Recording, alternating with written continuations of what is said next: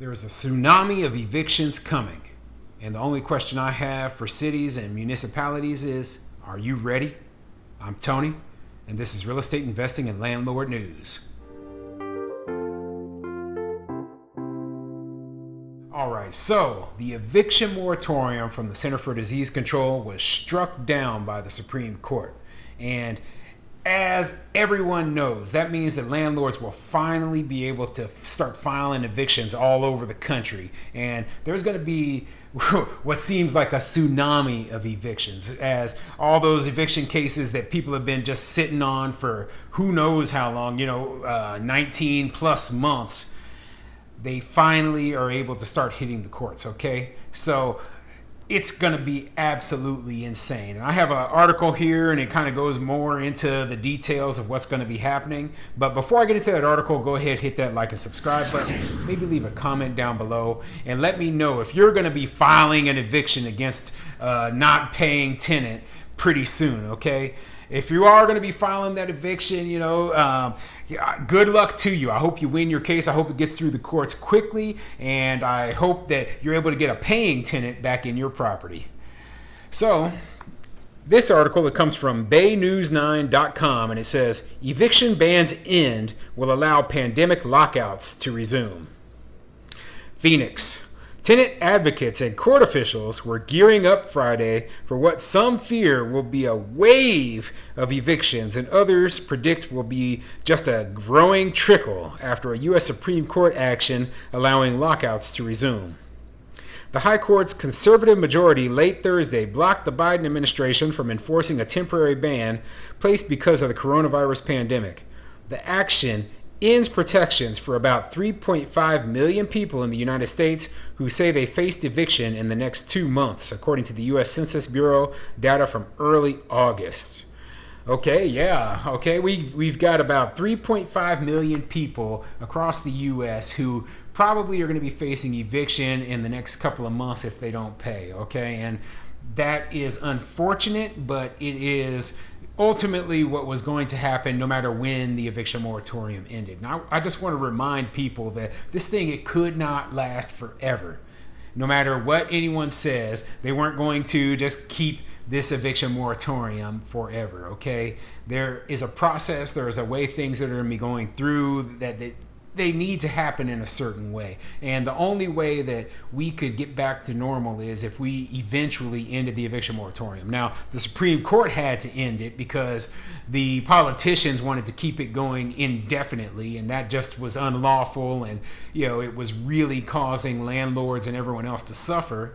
But at least it ended. Now the question is, are they going to be able to get, are these tenants going to be able to get rent relief? And if they do get rent relief, are they going to be able to get that money to the landlords? Or in some cases, are tenants going to be able to pay or work out deals with their landlords? How many actual evictions are going to happen? I don't think it's going to be every single person who is behind on rent. And I don't think it's going to be every single person of this 3.5 million number that they're quoting. I think that some of them will move on their own. I think the landlords will forgive some debts. I think some of these people will be eligible for rent assistance, but I truly doubt it's going to be just like a huge number of people all losing their homes and all becoming homeless at the same time. We are incredibly disappointed in the Supreme Court ruling and ask Congress and Governor Doug Ducey to take action to prevent what will likely be tragic outcomes for thousands of Arizona families, says Cynthia Zwick, executive director of the nonprofit organization Wildfire that is helping distribute government rental assistance in Arizona. Lives are literally at risk as the pandemic continues to surge and families lose their homes, especially during this time of extreme heat, she said, referring to Phoenix's triple-digit temperatures. Yeah, and that's interesting that rather than even bringing up the coronavirus pandemic, she's more worried about people facing the extreme heat.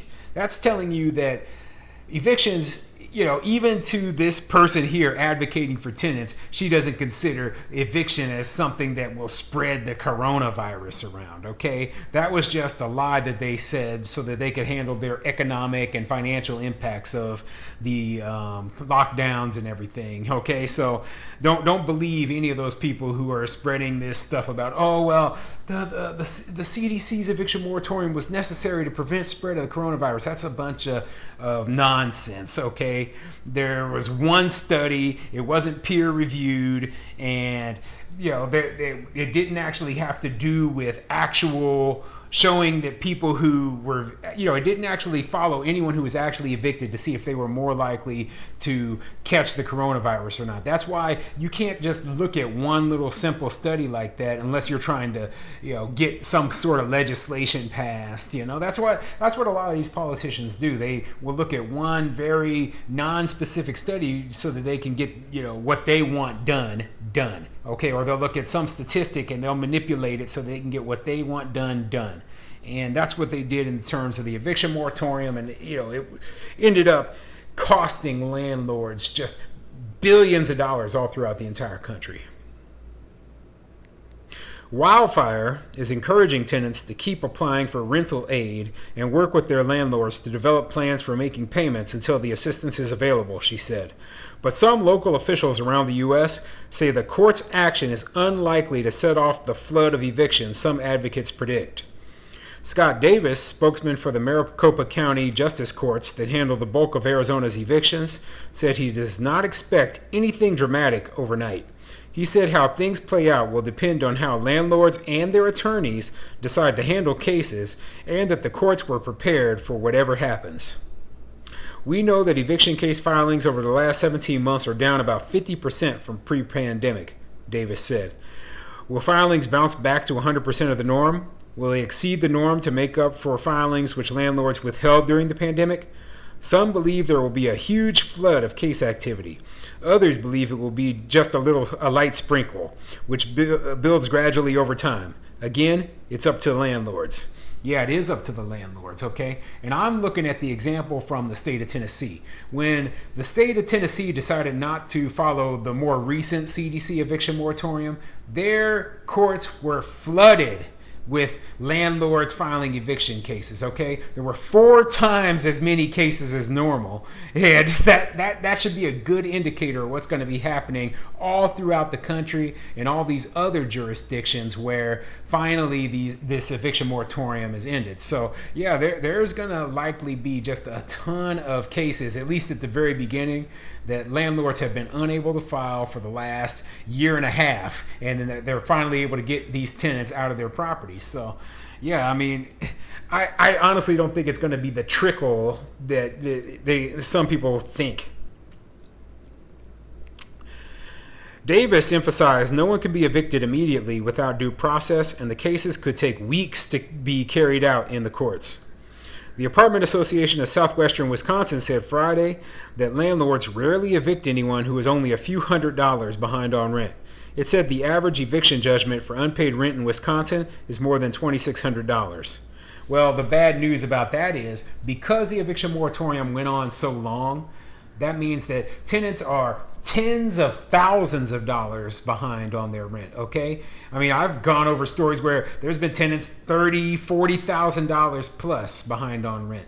So yeah, landlords rarely will evict a tenant who's only a few $100s behind, but do you think I wouldn't evict a tenant who was $10,000, $20,000, $30,000 behind? Heck yeah, I would. And a lot of landlords have tenants in that position right now.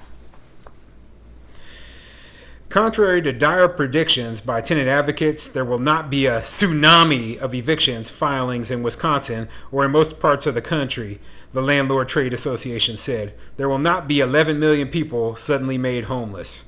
The court's action does not affect the temporary bans on evictions placed by a handful of states, including California. No, it doesn't affect those handful of states, but hopefully the courts knock those eviction moratoriums down too. I know right now that the landlords have a case against the city of LA and their eviction moratorium. I know that there's cases all over the country. There's a court case going through the New York eviction moratorium, and I hope that they keep bringing these lawsuits, because this has got to stop. Okay, this can never happen again. I don't want to see 10 years down the line, the next time there's a pandemic, or maybe it'll be next year when there's a new variant of the current coronavirus. I just don't want to see another one of these eviction moratoriums being put into place and people declaring that it's lawful because we're stopping the spread. That is a ridiculous argument, and you're only punishing landlords with it.